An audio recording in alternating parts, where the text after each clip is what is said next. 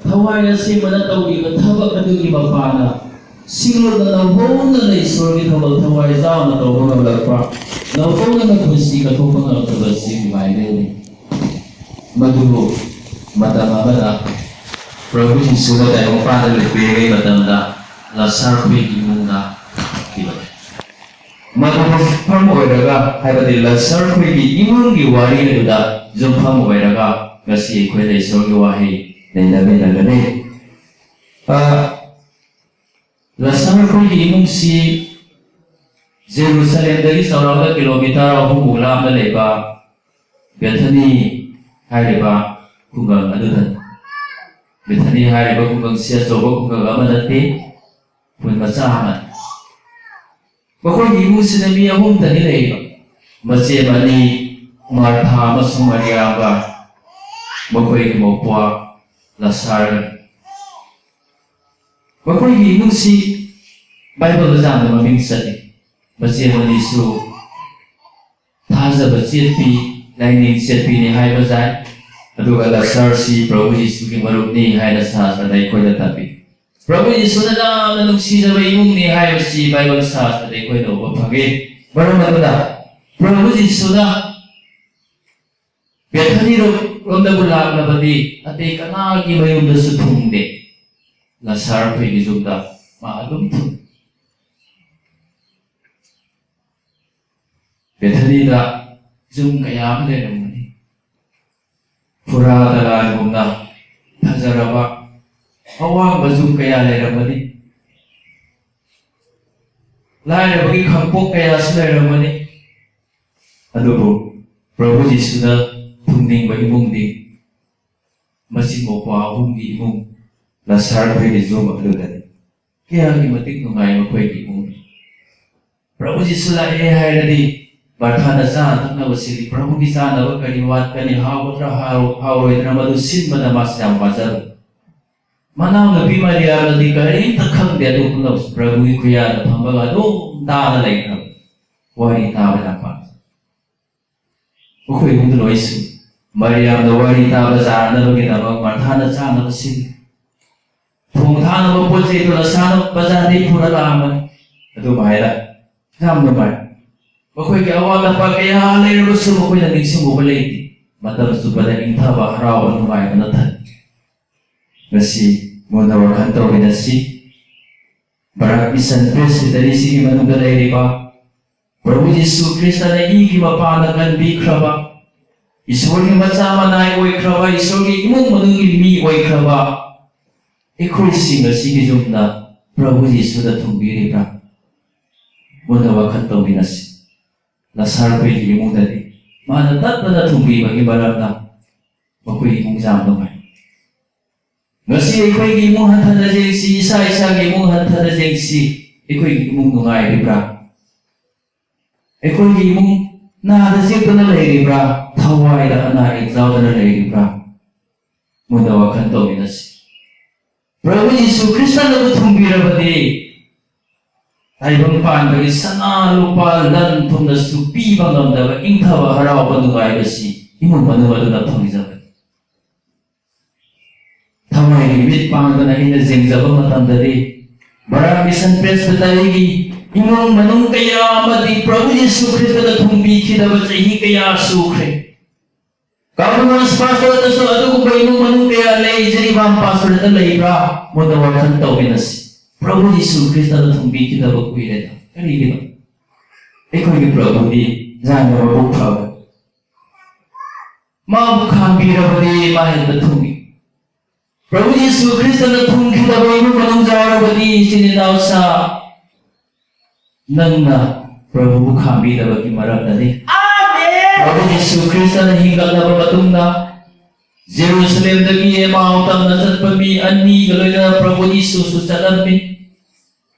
Lami na wali sa asana na sa na talabat so Jisu ni hay masimoy na kanglam ni. Yamang joro lang matanda di magsilag ni. Ano ba Jisu di lato na doon sa tigan na kita orang. Matamali na Mansilagre, eko'y galoy na nalaybiyo. Eko'y galoy na nalaybiyo. Hay na yamawag ibingan ni na hay na matanda. Prabhu na haraw-haraw. Mako'y gizog na tungki. ꯆꯥꯃꯤꯟꯅꯈꯤ ꯋꯥꯔꯤ ꯁꯥꯟꯅꯈꯤ ꯃꯇꯝ ꯑꯗꯨꯗ ꯄ꯭ꯔꯚꯨꯅꯤꯗꯅ ꯁꯤꯗꯤ ꯍꯥꯏꯕꯁꯤ ꯃꯈꯣꯏꯅ ꯈꯪꯂꯛꯈꯤꯕ ꯏꯆꯤꯜ ꯏꯅꯥꯎꯁꯥ Christian ꯑꯣꯏꯔꯒ ꯖꯤꯁꯨ ꯃꯁꯛ ꯈꯪꯈꯤꯗ꯭ꯔꯕ ꯃꯥꯡꯗ ꯂꯦꯞꯂꯔꯕꯁꯨ ꯄ꯭ꯔꯚꯨꯅꯤ ꯍꯥꯏꯕ ꯀꯥꯎꯈ꯭ꯔꯕ ꯃꯤ ꯀꯌꯥ ꯈ꯭ꯔꯤꯁꯇꯥꯟꯁꯤꯡꯒꯤ ꯃꯔꯛꯇ ꯉꯁꯤ ꯂꯩꯔꯝꯕ ꯌꯥꯏ ꯄ꯭ꯔꯚꯨ ꯖꯤꯁꯨ ꯑꯩꯈꯣꯏꯅ ꯈꯥꯝꯖꯔꯁꯤ ꯃꯥꯅ ꯑꯩꯈꯣꯏꯒꯤ ꯌꯨꯝꯗ ꯂꯩꯕꯤꯔꯕꯗ ꯑꯩꯈꯣꯏꯒꯤ ꯌꯨꯝ ꯑꯩꯈꯣꯏꯒꯤ ꯏꯃꯨꯡ ꯃꯅꯨꯡ ꯁꯣꯏꯗꯅ ꯅꯨꯡꯉꯥꯏꯒꯅꯤ ꯍꯔꯥꯎꯕ ꯅꯨꯡꯉꯥꯏꯕ ꯏꯪꯊꯕꯗ ꯊꯟꯒꯅꯤ ꯌꯥꯝꯅ ꯁꯥꯡꯕꯒꯤ ꯃꯔꯝꯗ ꯄꯣꯏꯟ ꯑꯣꯏꯅ खरा पुथोक्चगे बंदुक तरामाथोई की पद अहुम असिदा प्रभु जेंबियो इबुंगवा नुसिबा महाग अदु नारी हाइबै कोइ बाइबल जाव बिसिंगदि जेंबि पद अहुमदा प्रभु जेंबियो इबुंगवा नुसिबा महाग अदु नारी प्रभु यीशु ने नाम नुसीजब लसर प्रभु यीशु की मरुम लसा खम होदना अयुक्त लेसिन थोई ngahak leraga lesin asi mangragani haina khal adu mangkhibagi mahutta asum tharaya sanore malum pun masi lesin akuk adu bugadana lasana narko matamda mase manina adum phajagini da haina khalabbi adu hena nare mase badigi pungni wabasu hele madamaduda प्रभु यीशु की लाभ ने Bible शास्त्र दा माकरा मफुंदले हाइबस तापिरमदे मदुदा लसर की मचेदी Martha अमसुंग मरियामना मी थादुना प्रभु यीशु दा लसाना रे हाइबगी पाउसी बिहन कोइ मसादी जते मदुगी वाहे यदु मीदुदा प्रभु की नाम दा चपिउ मागी मनाग जौरगा प्रभु जेंगु इबुंगोद नुसिबा महागदु नारी हाइना हाइबिरुसो हाइना पाउ था इचिजना सा लसर प्रभु यीशु की मरुदी यीशु ने जाम नुसि जौरदे प्रभु यीशु ने नुसिबा लसर सुनारे गसिगी नुबेदासिदा हक्सांगा नाये तौरिबा कना कना जाउरी अयु जिसुना नुसिबिद्रबरने हाइना खनबिगनु प्रभु जिसुना नुसिबा मी सुना बनि सिरिनाउसा नुसिबगी मरमना नाहन सोइरमजा मरमनी अयु नारमद्रबदि अयिगी दमक अफबो ओइरोय हाइसे प्रभु खनबगी मरमना अयिगोना अनाब पिनिग सोइदर ओइगनि बाइबल शास्त्र हाइ अनाबसिगी मपाना ईश्वरगी मतिंग मगुन फोंगरनबगी दमवा नाहनबनि वसन नारिबसि सैतानी गान नबगी दमतनतना मान थाजवा वाटपगी मरमना सुनतना अनाबसिगी मपाना ईश्वरगी मतिंग मगुन फोंगरनबगी दमतनि गसि अखोइगी इरता हक्चांग गनाय तोबमी जावरबदि अयिगी अनाबसिगी मपाना प्रभु यीशुगी मिलन जाफतदौनी हाय प्रभु यीशुना साउबिगनु माना इबु नुसिबिदे हाइना खनबिगनु माना इबु थादोक पिरमले हाइना खनबिगनु माना इबु नुसिबि मसिना हक्चांगी नाबगी वाइनि सिनदाउसी मियोइबसि पंगबगी मरमना एगी हक्चांग एगी थवाइ एगी पुकनिंग एगी कोक एगी खुद हाइ अदुबु पुनबक एगी खुदसु एगी कोकसु एगी हक्चांगसु एगी पुकनिंगसु एगी थवाइसु एगी मरमदुना अयुसि नाबजाय हक्चांग नाबजाय थवाइ नाबजाय वखल नाबजाय पुकनिंग नाबजाय लोइना नाबजाय अदुबु अनाब पुम्नमक्तगी ख्वाइदगी हेना तमथिबा अनाब पुम्नमक्तगी ख्वाइदगी हेना किनिगा ओइबा अनाबसिति थवाइ नाबनि सिनेनाउसा एकोगी थवाइ ओइबु पुन्सि लेरि हक्चांगी पुन्सि असना अरोइबा नते हक्चांगी पुन्सिदि खरनि दगिनि आमेन लोमनाइदो लयलौरा थवाइगी ओइबा पुन्सि अदो नंगा वखन तौमिनसि एगी हक्चांग नारबनि ताइबन पाइबगी डॉक्टर सिंनाइबु फाहामबिबा ngambajai ताइबन पाइबगी हिदाक सिंनाइबु फाहामबिबा ngambajai अदो एगी थवाइ नारबनि ताइबन पाइबगी डॉक्टर कनाबदना फाहामबिबा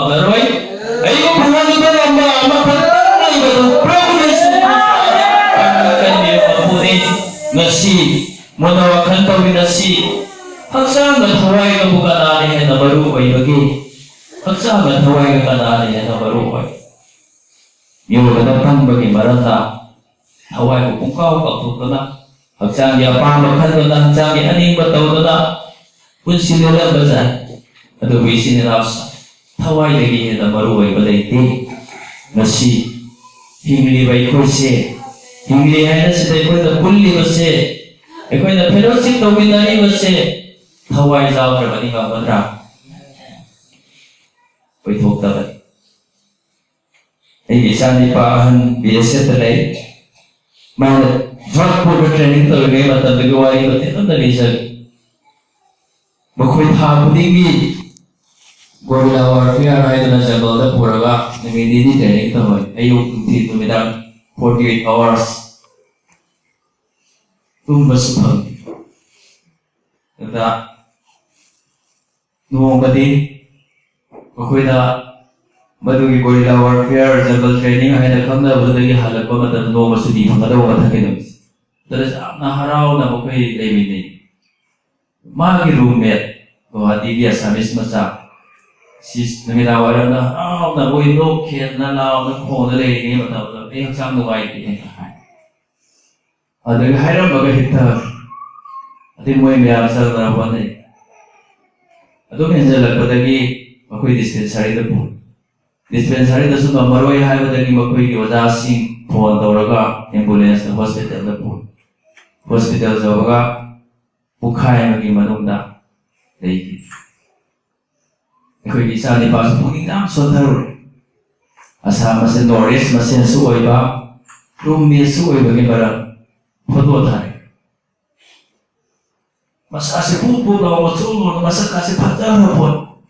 Baba, asi basuman mani masa kita minit mga mga dasay wari sa daramin ito kanito inawa kapong nangin. Yang dunay di. Minit amagi mamagawa ang kambato. Minit amagi matutang kakal. Pero di mga nataway sa magi taway sa. Ay sa pazay hay na sa pagsari ba? Ay wang sawi ay banggan kali hay na sa pagsari ba ikoy si. Kang huda wa mikot ay taway sa lupa piti ba madam na si mo koy na. Ato ba ay hatang yam na sol na ba na sol sakti ba na so ay taway si lay ba magkay ay hingki ka ni. Atam koy na hingki. Maramadula. Haksang naging taway na sa atin na maruway sininaw sa. Maramadula haksang ginawa sa ito kaya maruway na kanda ba sa taway. Ikaw ni taway si mo na wakanda ba siya. Ngasi ginawala sila yung haksang padalay ay nakanbi ba wala natin. Nang taway ko ang konsida pari brahay ba si mo na wakanda ba yung. Ay kung itaway ko ang konsisa anak bagong na ICU da layang ba dahil sininaw sa siya sa kanal na layang ba dahil. Madadagi hen na kiningayo ay pati na iti. Noron kong da, ikaw mo pumiga daw ba? Taway ko iba na ina.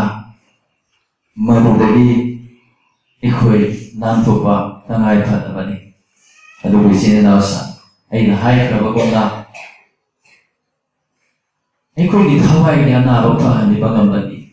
Ay kang amay iti. Subnag, tayong pangbagikan biya po Yesu Krista ni. Ngasi para area ni may di sinupsing isora nung sibino na magitaway ay tabi. Mapangasong masanay para patuloy sa mahitabi ni. Ay kung itaway ka anaw kung dahil panggilan na lagi damag na. Ay kung nang napangan happy na lagi damag na. Taway si musi pinabi ba di? Matanggal di pada tanaman soya. Ay kung himarot na sa atong kre at uway na mahapo hulungan na basat kin. Prabhu Yesus sampai lasana lagi pawa sa pangge kung nagpasat kidrahin na kan basa mana kang nungsi sabay mo magi marot na sa akin ayos. Dumin na nini magamalay ito. At may lepo yung maratala sa akin siya so. Prabhu Yesus na diloy na kan Mazda Rasul Papamadami paula Rasula sa sire ay sikap. Pagmamali siya po sinaman at hirapan. Ikaw yung marula sa atong kre. At ubay na mahal po hubungan na basatki.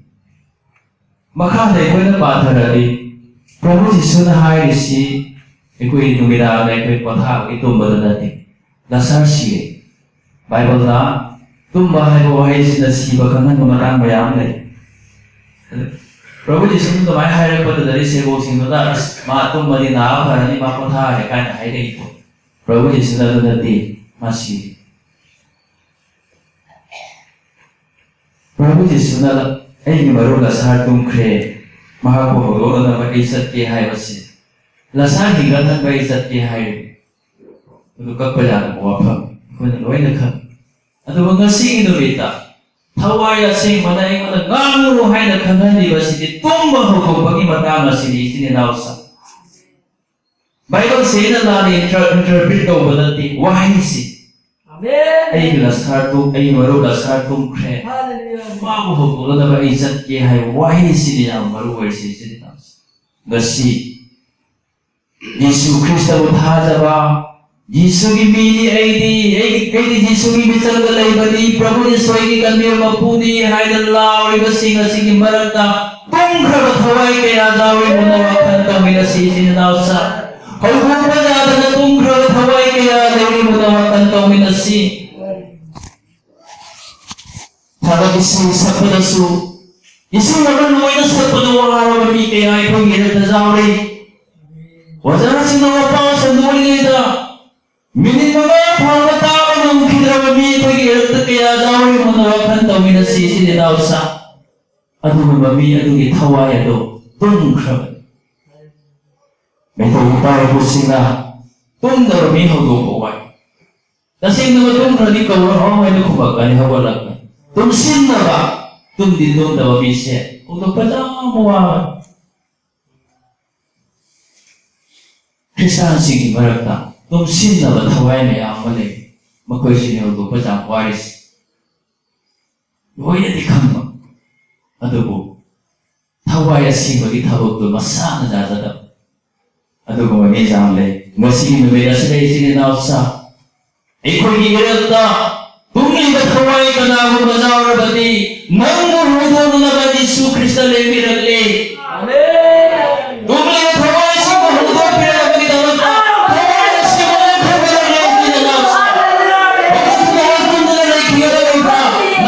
Pazaro Yesu ki mangda nang pazaro Prabhu Yesu Krista ki mangda thawai se manang thamira lobda nang lot na nei pazaro nang gi lot kham maduda thawai se mala nang uthi rakani kani gi lot inna apang magana ba amagunda thawai se mala nang bu ho pala ke ekoi nei se da sabi horo tumli basa nang matam gi na bagana go pala Tazo do besi nausa na ta na sabi bright ni nausa sumne adugo eko ni daw ta sudawe hawro tumli basa hawro tumli bathawai sa deko bhagwan ba prabhu sule mirate namu bhagwan ba thawai simba ni ni nausa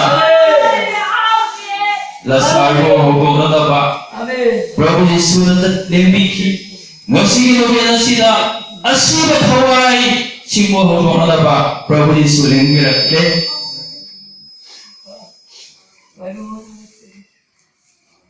Pada kunsha hogo abasung kunsha magada ekoi na zegladi ibang gi thawai sule haiba amaga Yesu kakle haiba amaga ekoi na uwa phange Bible shastra da Yesu kapani mata atei mapham da zawdi Daramati kunsha maga sidane ibuno gi thawai sogle haibasiga Yesu kakle haibasiga punsilaga anasi neina minasi ichine nausa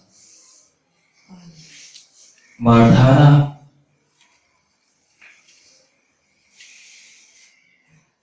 makhoi da thenjin liba la pa jihudi masin manaw mayam de golwena na kampi amoi sola Malu uraga Prabhu Yesu ki thawai so Masuka Isini nausa Marang siva mi siva matamda Prabhu Yesu Krista ki thawai soi 마는 눈치잡아 미싱 시범하답니다. 프로브 예수 크리스토스 너시기도 믿으시다.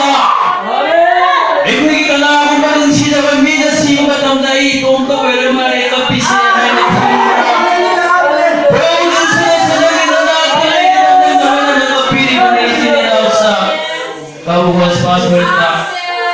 가보기가 됩니다. 아마 도시 아마 시해 에코에게 하나 졌대. Ay punging na pao, Prabhu Yesu ay pag-irap na laipirip. Mami punging sway, masakap. Ato ko isinanaw sa, ay pag-itaway na siya, matang na ni Mana, muna na punging sway kasi. Ay pag-itaway ka, ay pagpunsiya, siya kung na iba matamang ni Prabhu Yesu Cristo na mit ng ipisin, talagap ni Mas. Isinanaw sa, sila man na ibukan rin na mga inawata. Ay pag-Prabhu sa nawa ko na isinanaw.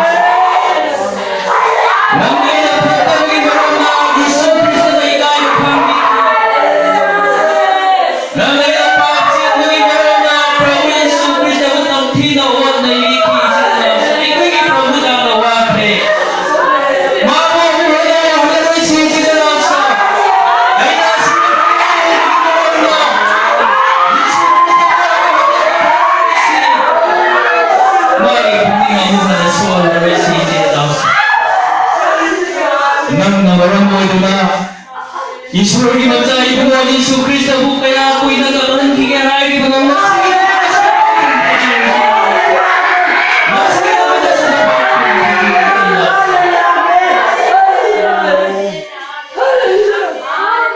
Prabhu sebuah menghadap kepada Rosi, Hawaii tinggi mematungi nazarci, Hawaii tetapi memapakan nazarci, Egi angin mendatang ya Hawaii simbang lagi angin mendatang.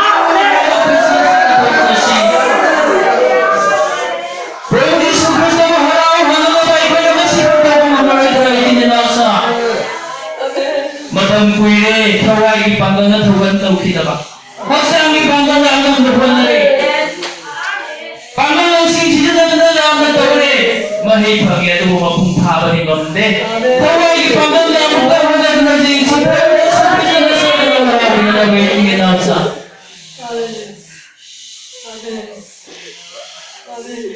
Asuk wala kawa ikaw ni Prabhu ho.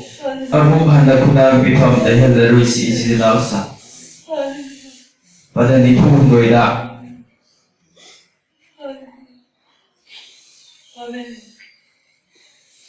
Lasar thogla mo.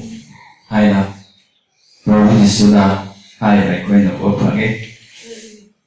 Makoy na tumay na kapalo Prabhu Yesu ki tamoy sole. Masito.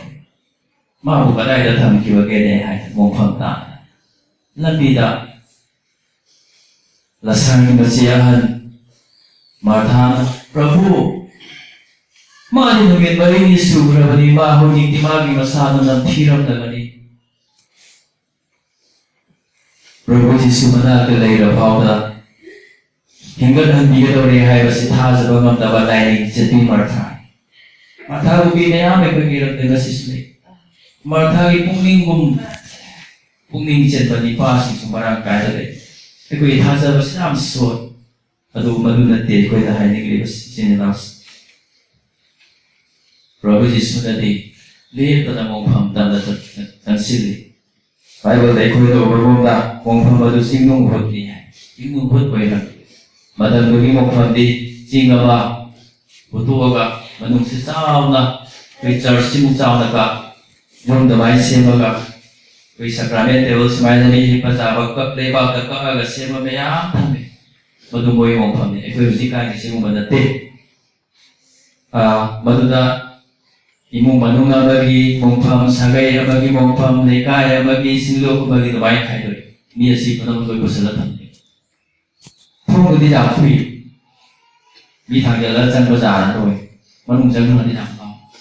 Maduda Thong nama jangkok tuwai na kurokoi na siya mga desala warsa na tindantan hangdoon tayo na umayang sa nalituwa hangdoon madugi mama nalipag ay nagkan mata ay kandewa ni pa Prabhu Yesu na mong pangipong no kudomi ka tinan mana ꯇꯧꯔꯛꯄ ꯃꯑꯣꯡꯁꯤ ꯌꯥꯝ ꯐꯩ ꯌꯥꯝꯅꯁꯨ ꯄꯨꯛꯅꯤꯡ ꯊꯧꯒꯠꯂꯤ ꯃꯥꯅ ꯍꯥꯏ ꯃꯣꯡꯐꯝꯒꯤ ꯃꯥꯗꯨ ꯂꯦꯞꯄ ꯁꯣꯝꯗꯗꯤ ꯅꯝꯊꯤꯔꯝꯂꯒꯅꯤꯅꯦ ꯄ꯭ꯔꯚꯨ ꯅꯨꯃꯤꯠ ꯃꯔꯤꯅꯤ ꯁꯨꯔꯦ ꯍꯥꯏ ꯑꯁꯥ ꯂꯩꯇ꯭ꯔꯤ ꯃꯤꯑꯣꯏꯕꯒꯤ ꯑꯁꯥ ꯀꯌꯣꯟ ꯇꯦꯛꯈ꯭ꯔꯦ ꯃꯇꯝ ꯑꯗꯨꯗ ꯑꯩꯈꯣꯏꯒꯤ ꯄ꯭ꯔꯚꯨ ꯌꯤꯁꯨꯒꯤ ꯑꯁꯥꯅ ꯊꯟꯅ 미워의 아사노의 크로마tom다수 프라부 지수디 아사나탄 마라마도나 몽팡기 도움을 리는 하려가 프라부 지수나 라사토 누민 마리니 몽팡다이 크라바 마리니 크라바 시 크라바 사 마사나 딜라가 피메야 마두걸레다나 콩리 투나가 펑데기 제토라코니 시네 나우사 마두다니 라사르기 무달이 리바이를 투 Iris. Lasana mong panggalay matam dali. Asibo hinalay matam dali. Asibat hawayo hinalay matam alo dali. Makoy gimong gikan nila ako natali. Makoy pong ninguay. Ano po, masili, ano ba sana tali? Ano ba panggal natali? Prabhu Jisu Krista na lasaro hinggat hanbire. Prabhu Jisu na asibo na mamutot pire. Ito yung nasa Masih murid nasidas si khabat harai kaya ni mafamda Prabhu Yesu na tolong kamu spase tolong spase tolong kamu praise kita yang pernah ini nasa ama madan pernah lagi kita nang Yesu Prabhu Yesu di konje orang taro edara nagi kan guru pugi konje taro edara Iko'y anumang gimapam na ming pandalaga sige nubita Prabhu na kaupiri Taway nila na tabi uwi sinanawsa Marini siraba Lasar pawan Mumpam dagi sentorak kibat Iko'y di sentorak na roy ka Haujik tasin na pam na laiki kadra Haujik sunwat na laiki kadra Nang luat pagawloy Taway sinanawsa Ayo berarti pada bersama pada masuk itu mari dari lausan laga bunda ini nasi toga hai bagi mata mereka bersama pada nunga dulu toko hai babi aduga nipu mari dah mahak butopi dan sadalo hai bapa ikoin kuapan Nung naguluto ko ay si Prabhu Yesu na lasar po hinggat piramday na lasar po lang uhay na kauramday ni matang na nung panggi pong kaday di ba't nung alo lauto uhay na maring siya po singda dili di mabayang ano na hay Prabhu Yesu na asiba lasar po hinggat hindi magampi ano po nung lauto po iba matawtay Pongahagi mga tautan. Nasi nubela sila. Prabhu Yesu na nai thulay. Asiba tharat sing higat bigatore. Ano patharat to bigatore. Ano mung loto biba matautan. Isina dasa. Mumhamgi manunggalay riba. Asiba thawai sina. Higat nila mumhamdagi thawag bazaar na ba? Pongahagi nasi. Masigit thawag handog pagithudan nasi. Jadi bahwa masuka bos pas mereka sinabi sini naus. Prabhu Yesu Kristus kita tengin kita. Maupun di rumah handog lasi, maupun di rumah handog dapat orang tahu lasi. Matang pun lasi mana tambah lasi. Mana lagi mana lagi. Kan boleh di sini nausa. Aduga. Maha kutopi dan sadalo. Lasabu.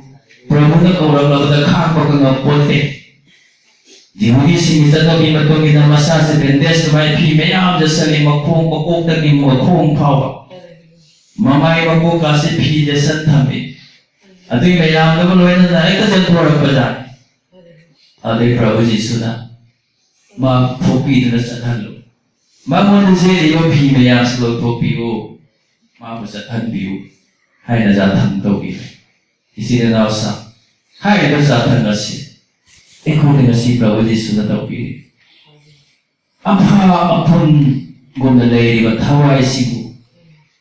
ꯂꯧꯊꯣꯛꯄꯤꯗꯨꯅ ꯆꯠꯍꯟꯕꯤꯕꯒꯤ ꯊꯧꯗꯥꯡ ꯑꯁꯤ ꯕꯔꯥꯛ mission ꯄ꯭ꯔꯦꯁꯤꯗꯦꯟꯒꯤ ꯁꯤꯂꯨꯛꯀꯤ ꯃꯤ ꯈꯨꯗꯤꯡꯃꯛꯀꯤ ꯃꯐꯝꯗ ꯏꯁꯣꯔꯅ ꯁꯤꯟꯅꯕꯤꯔꯦ ꯄ꯭ꯔꯚꯨ ꯖꯤꯁꯨꯅ ꯁꯤꯟꯅꯕꯤꯔꯦ ꯏꯆꯤꯟ ꯏꯅꯥꯎꯁꯤ ꯊꯋꯥꯏꯒꯤ ꯁꯨꯝꯁꯪꯗ ꯂꯩꯔꯤꯕꯁꯤꯡꯕꯨ ꯊꯣꯛꯄꯤꯗꯨꯅ ꯆꯠꯍꯟꯕꯤꯔꯅꯕ ꯑꯐꯕ ꯑꯩꯈꯣꯏꯅ ꯈꯜꯂꯕ ꯊꯋꯥꯏꯁꯤꯡꯕꯨ ꯊꯣꯛꯄꯤꯗꯨꯅ ꯆꯠꯍꯟꯕꯤꯔꯅꯕ ꯆꯠꯅꯤꯡꯉꯕꯁꯨ ꯆꯠꯆꯕ ꯉꯝꯗ꯭ꯔꯕ ꯊꯥꯖꯤꯟ ꯄꯨꯟꯁꯤꯟꯗꯨꯅ ꯊꯝꯕꯤꯈ꯭ꯔꯕ ꯑꯗꯨꯒꯨꯝꯕ ꯊꯋꯥꯏꯁꯤꯡꯕꯨ ꯊꯣꯛꯄꯤꯗꯨꯅ ꯆꯠꯍꯟꯕꯒꯤ ꯊꯧꯗꯥꯡ ꯄ꯭ꯔꯚꯨ ꯖꯤꯁꯨꯅ ꯉꯁꯤ ꯑꯩꯈꯣꯏꯅ ꯁꯤꯟꯅꯕꯤꯕꯅꯤ ꯏꯆꯤꯟ ꯏꯅꯥꯎꯁꯥ ꯊꯋꯥꯏ ꯀꯌꯥ ꯆꯠꯆꯒꯦ ꯍꯥꯏꯗꯨꯅ ꯂꯥꯎꯔꯤ ꯃꯈꯣꯏꯒꯤ ꯈꯣꯟꯖꯦꯜ ꯃꯈꯣꯏꯅ ꯇꯥꯔꯕ꯭ꯔꯥ ꯑꯩꯕꯨ ꯆꯠꯍꯟꯕꯤꯌꯨ ꯑꯩꯕꯨ ꯊꯥꯖꯤꯟ ꯄꯨꯟꯁꯤꯜꯂꯛꯄꯗꯨꯅ ꯍꯥꯏꯗꯨꯅ ꯃꯁꯤ ꯂꯥꯎꯔꯤꯕꯁꯤꯡ ꯑꯁꯤꯒꯤ ꯈꯣꯟꯖꯦꯜ ꯇꯥꯔꯕ꯭ꯔꯥ ꯃꯁꯤꯕꯨ ꯂꯧꯊꯣꯛꯄꯒꯤ ꯊꯧꯗꯥꯡꯁꯤ ꯅꯪ ꯑꯩꯒꯤ ꯃꯐꯝꯗ ꯉꯁꯤ ꯄ꯭ꯔꯚꯨ ꯖꯤꯁꯨꯅ ꯁꯤꯟꯅꯕꯤꯕꯅꯤ ꯏꯆꯤꯟ ꯏꯅꯥꯎꯁꯥ ꯑꯩꯈꯣꯏ ꯇꯨꯃꯤꯟꯅ ꯂꯩꯔꯔꯣꯏꯁꯤ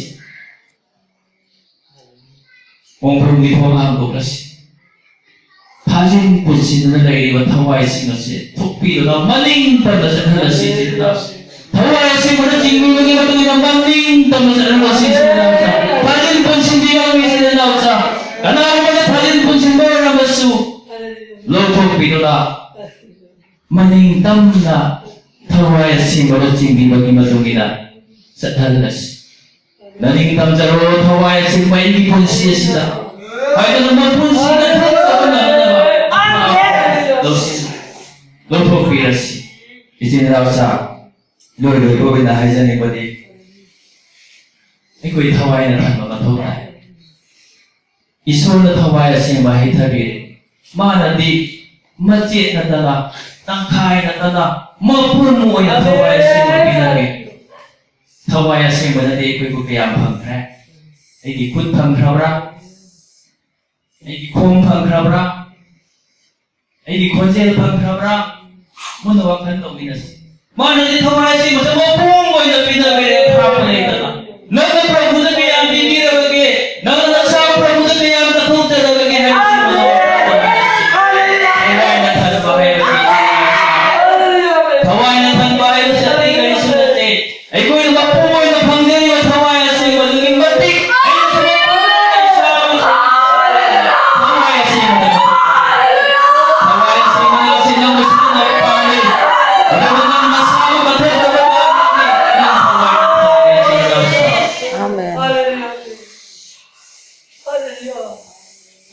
ꯁꯤꯕꯒꯤ ꯃꯐꯝꯗ ꯏꯁꯥ ꯃꯄꯨꯝ ꯑꯣꯏꯅ ꯃꯆꯦꯠ ꯅꯠꯇꯅ ꯇꯪꯈꯥꯏꯁꯨ ꯅꯠꯇꯅ ꯃꯄꯨꯝ ꯑꯣꯏꯅ ꯀꯠꯊꯣꯛꯆꯕꯒꯤ ꯇꯟꯖꯥ ꯏꯁꯣꯔꯅ ꯄꯤꯕꯤꯔꯤꯉꯩꯁꯤꯗ ꯑꯩꯈꯣꯏ ꯊꯋꯥꯏꯅ ꯊꯜꯂꯁꯤ ꯏꯁꯥꯕꯨ ꯀꯠꯊꯣꯛꯆꯔꯁꯤ ꯊꯋꯥꯏ ꯑꯁꯦꯡꯕ ꯃꯅꯤꯡ ꯇꯝꯖꯔꯣ ꯑꯩꯒꯤ ꯄꯨꯟꯁꯤ ꯑꯁꯤꯗ ꯑꯩꯕꯨ ꯈꯨꯖꯦꯜ ꯄꯥꯜꯂꯒ ꯆꯤꯡꯕꯤꯌꯨ ꯍꯥꯏꯅ ꯄꯨꯟꯁꯤꯁꯤꯅ ꯏꯁꯣꯔꯅ ꯊꯧꯖꯥꯟꯕꯤꯔꯁꯅꯨ ꯑꯥꯃꯦꯟ